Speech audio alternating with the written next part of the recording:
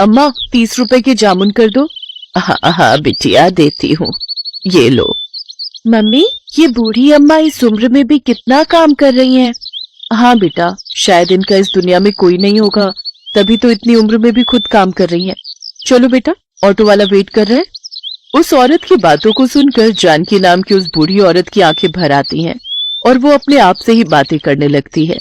हाँ, आज मैं इस दुनिया में अकेली हूँ, पर कल तक मैं अकेली नहीं थी, मेरा भी परिवार था। पर सुनो जी, पापा को गए 1 महीना हो गया, पर तुम्हारी माँ अभी तक सदमे से बाहर नहीं आई। घर के सारे काम मैं करूँ और वो आराम से बैठकर रोटियां तोड़े।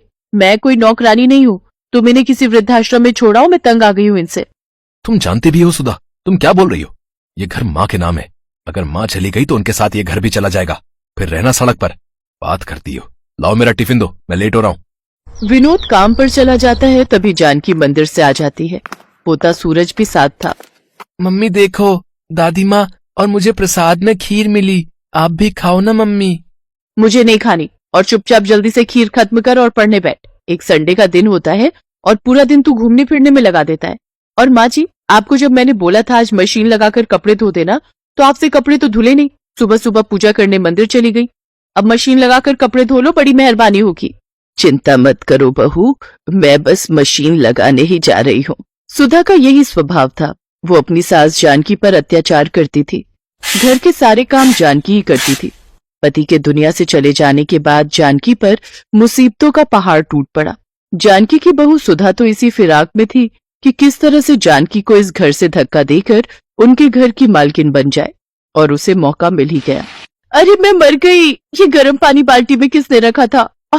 मेरा हाथ जल गया। जरूर ये काम माँ जी का है, वो तो चाहती है कि मैं मर जाऊं और उन्हें इस घर में आराम से रहने को मिले। क्या हुआ सुधा, तुम्हारा हाथ कैसे जल गया? ये सब तुम्हारी माँ के कारण हुआ है। उन्होंने ही जानबूझकर बाल्टी में गर्म पानी भरकर रखा था ताकि मैं नहाने जाऊं तो मैं जल जाऊं। अब मैं इस घर में एक पल भी नहीं रहूंगी, मैं जा रही हूँ यहाँ से। माँ, आपको शर्म आनी चाहिए, आपकी वजह से आज मेरा घर परिवार टूट रहा है। आप कहीं चली क्यों नहीं जाती हो? मेरी इसमें कोई गलती नहीं विनोद बेटा, मुझे तो बहू ने ही कहा था कि उसे गर्म पानी से नहाना है, और मैंने उसे कहा भी था कि बाल्टी में गर्म पानी मैंने रख दिया है। मुझे नहीं पता कि ये बहू ऐसा क्यों कर रही है। तुम बेकार में ही मुझ पर नाराज हो रहे हो। हाँ हाँ, मैं ही झूठी हूँ, आप ही सच्ची हो। रहो अपने बेटे के साथ, सूरज स्कूल से आ जाए तो मैं उसे लेकर चली जाऊंगी। चिंता मत करो सुधा, मैं कोई ना कोई इंतजाम कल तक कर ही लूंगा, पर माँ इस घर में नहीं रहेगी। विनोद काम पर चला जाता है और सुधा अपने कमरे में जाकर सो जाती है। कुछ देर बाद सूरज स्कूल से आता है, तब वो उठती है। मम्मी दादी कहाँ हो सब? अरे मेरा राजा बेटा आ गया, चल तू बैठ, मैं तेरे लिए अभी खाना लगाती हूँ। माँ जी, खाना बन गया या नहीं? अरे ये कहाँ चली गई? मम्मी दादी कहाँ चली गई?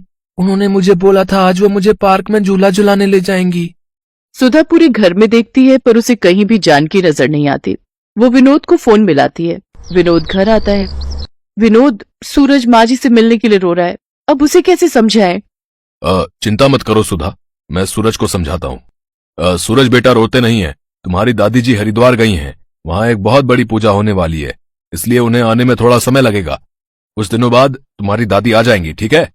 सुधा और विनोद किसी तरह सूरज को समझा देते हैं, पर वो दोनों जानकी के बारे में कुछ भी पता करने के बारे में नहीं सोचते। जानकी सड़कों पर अकेली बेसहारा घूम रही थी। जानकी के पास जो थोड़े बहुत पैसे थे वो लेकर वो दूसरे शहर आ गई और एक झुग्गी में रहकर अपना गुजारा करने लगी। अब तो बहुत से झुग्गी वाले जानकी को जानते थे। जानकी को घर से निकले आज 10 साल हो गए।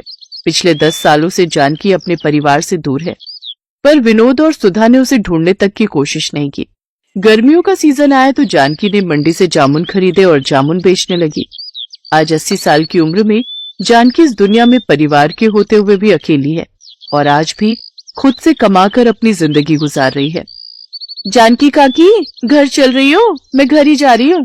शोभा बिटिया, अभी बहुत जामुन पड़े हैं, मैं सोच रही हूँ कुछ देर और बैठ जाती हूँ, थोड़े और बिक जाएंगे तो नुकसान नहीं होगा। लाला के जामुन के पैसे लौटाने हैं, घर ले गई तो जामुन खराब हो जाएंगे। और तुम्हारी नारियल पानी की बिक्री हुई क्या आज थोड़ी? हाँ काकी, आज बाजार में घूम कर बेचे तब जाकर बिके। मैं तो कहती हूँ मुझे दे दिया करो बेचने के लिए, पर तुम मानती कहाँ हो काकी? नहीं बिटिया, तुझे भी तो अपने घर का ख्याल रखना है। तू भी तो कितनी मेहनत करती है ना। तेरे बापू की तबीयत ठीक नहीं रहती, माँ भी तो घरों में काम करती है। कम से कम तू मेहनत करके घर को चला लेती है, ये बहुत बड़ी बात है बिटिया। चिंता मत कर, मेरी बूढ़ी हड्डियों में बहुत ताकत है। जिंदगी के दुखों ने मेरे शरीर को मजबूत बना दिया है। तुमसे बहुत कुछ सीखने को मिलता है काकी। अच्छा मैं घर चलती हूँ, फिर तुम आराम से आ जाना। जानकी को जामुन बेचते रात हो गई। उसके पास अभी भी जामुन बचे हुए थे। तभी उसके पास एक गाड़ी आकर रुकती है। अरे यार, जामुन खाने का बहुत मन हो रहा है, चल ना उन अम्मा से जामुन लेते हैं। एक काम कर, तू जल्दी से जाकर ले आ, मैं गाड़ी साइड लगाता हूँ। अम्मा 50 रुपए के जामुन कर दो। अभी करती हूँ बेटा। अम्मा मेरे पास 500 का नोट है, आपके पास खुले होंगे? नहीं बेटा, मेरे पास खुले तो नहीं है। सूरज, सूरज, तेरे पास 50 रुपए है क्या? जरा पकड़ा दे है तो। सूरज? जानकी सूरज नाम सुनकर थोड़ी घबरा जाती है। अचानक वो लड़का गाड़ी से बाहर निकलता है और जानकी को देखकर चौंक जाता है। दादी माँ, और यहाँ? सूरज तब छोटा था। 10 साल का बच्चा सूरज आज 20 साल का हो चुका था। सूरज अपनी दादी को पहचान गया और वो दादी दादी कहकर अपनी दादी के गले लगकर फूट फूट कर रो पड़ा। सूरज कॉलेज में पढ़ रहा था तो वो इसी शहर में रहता था। सूरज को जानकी से सारी बात पता चलती है और वो भी अपने पोते से लिपट कर खूब रोती है। इसके बाद जानकी सबसे विदा लेकर अपने पोते सूरज के साथ अपने शहर अपने घर पहुंचती है। जानकी को सूरज के साथ देखकर विनोद और सुधा हैरान रह जाते हैं, पर सूरज गुस्से में था। मम्मी पापा, आखिरी बार आप लोगों से मिलने और अपना सारा सामान लेने आया हूँ। आज के बाद मैं आप लोगों को अपनी शक्ल कभी नहीं दिखाऊंगा। मैं दादी के साथ रहूंगा। आपने मुझसे झूठ बोला कि दादी माँ हरिद्वार गई हैं, पर आज 10 साल बाद दादी की हालत देखकर सचमुच मुझे आपको अपने माता पिता कहते हुए भी शर्म आ रही है। मैं हमेशा दादी माँ के बारे में आपसे पूछता था, पर आप हमेशा टाल देते थे। कहीं ऐसा ना हो जैसा आपने दादी माँ के साथ किया है ना, कल आपके साथ ऐसा हो जाए। पर नहीं, आपके साथ ऐसा कुछ नहीं होगा, क्योंकि मैं तो आप दोनों के साथ अपने सारे रिश्ते तोड़कर दादी माँ के साथ जा रहा हूँ। नहीं सूरज बेटा, ऐसा मत कर, हम तेरे बिना जी नहीं पाएंगे। हमें माफ कर दो सूरज बेटा, ऐसा मत करो, तुम हमारे बुढ़ापे का सहारा हो। अच्छा, तो दादी माँ के बुढ़ापे का सहारा भी तो आप ही थे ना, तब आपने क्यों नहीं सोचा मैं आप दोनों की नहीं सुनूंगा, मैं दादी माँ के साथ जा रहा हूँ। सूरज जानकी के साथ वापस जाने लगता है। तभी सुधा और विनोद रोते बिलखते जानकी के पैरों में गिर जाते हैं। माजी, माजी मुझे माफ कर दो, मुझसे गलती हो गई माजी। माँ, सूरज को समझाओ ना माँ। जानकी वहीं रखी एक कुर्सी पर बैठ जाती है।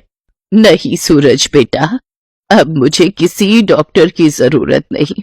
मैं अपने पोता और बेटा बहू से मिल ली। अब जीने की इच्छा नहीं सूरज बेटा। अपने माता पिता को माफ कर देना। अपने माता पिता की खूब सेवा करना।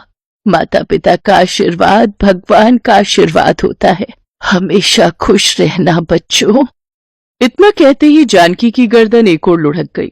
ऐसा लग रहा था मानो वो अपने बेटा बहू और पोते से मिलने के लिए ही अब तक इस दुनिया में जिंदा थी।